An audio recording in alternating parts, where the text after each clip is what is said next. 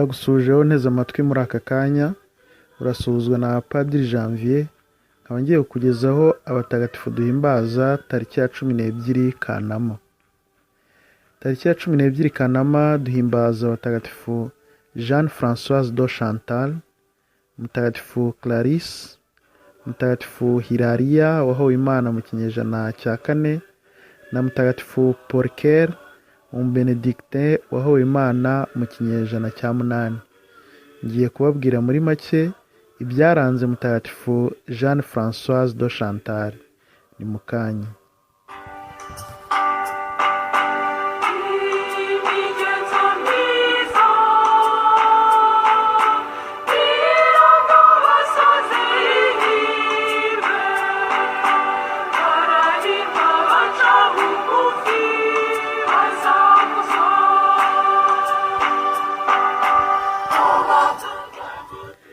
Jeanne Françoise yavukiye i Dijon mu gihugu cy'Ubufaransa mu mwaka w'1572.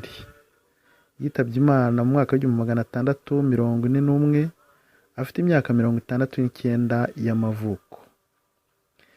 Jeanne Françoise yari umukobwa wa perezida w'inteko ishinga amategeko yo mu gace ka Bologne.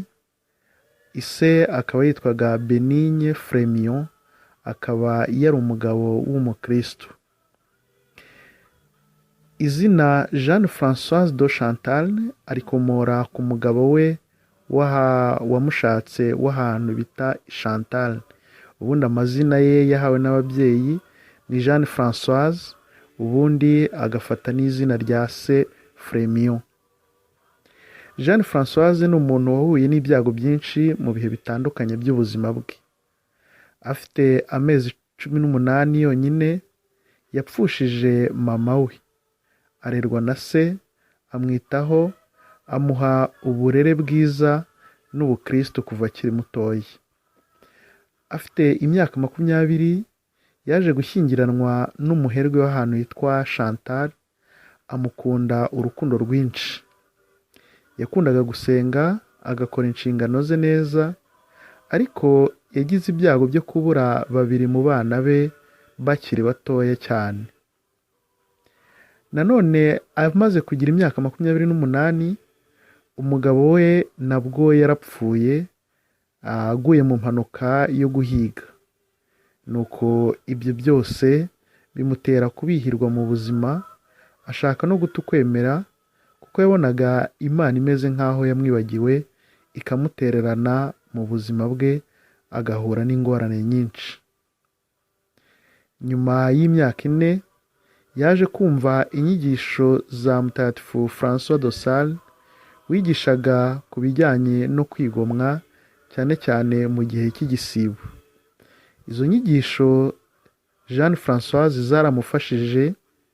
Hanyuma izo nyigisho n'inama za Musenyeri zagiye zimwomora ibikomere, maze muri we habyuka umuhamagaro w'ubundi buzima bujyanye no kwiyegurira Imana.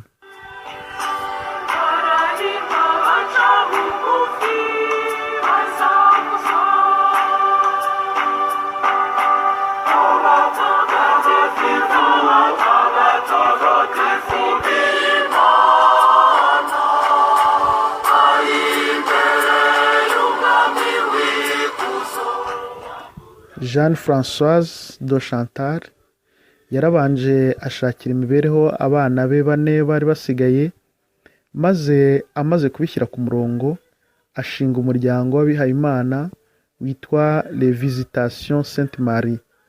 Umuryango warugenewe kwita ku bagize ibikomere n'abumvaga bari bagiranye muri sosiyete kubera ingorane z'ubuzima, harimo abarwayi, abapfakazi, indushyi. Abo bose nibo Jeanne Françoise de Chantal yakusanyije bakora umuryango, maze begurira Nyagasani ubuzima bwabo, babifashijwemo cyane cyane na Mutagatifu François de Sales. Aho Mutagatifu François de Sales apfiriye, uwo muryango wakomeje spiritualité ya François de Sales. Jeanne Françoise de Chantal yakundaga kubwira ababikira be ati ntimukirebe mwebwe ubwanyu, ahubwo mujye murangamira Nyagasani, mumuhe umwanya, ubundi mwihatire kuba abe mu byo mukora byose. Ubundi akongera akababwira ati abantu babashije kumva umunyenga w'urukundo rw'Imana bakwicwa n'urwo rukundo.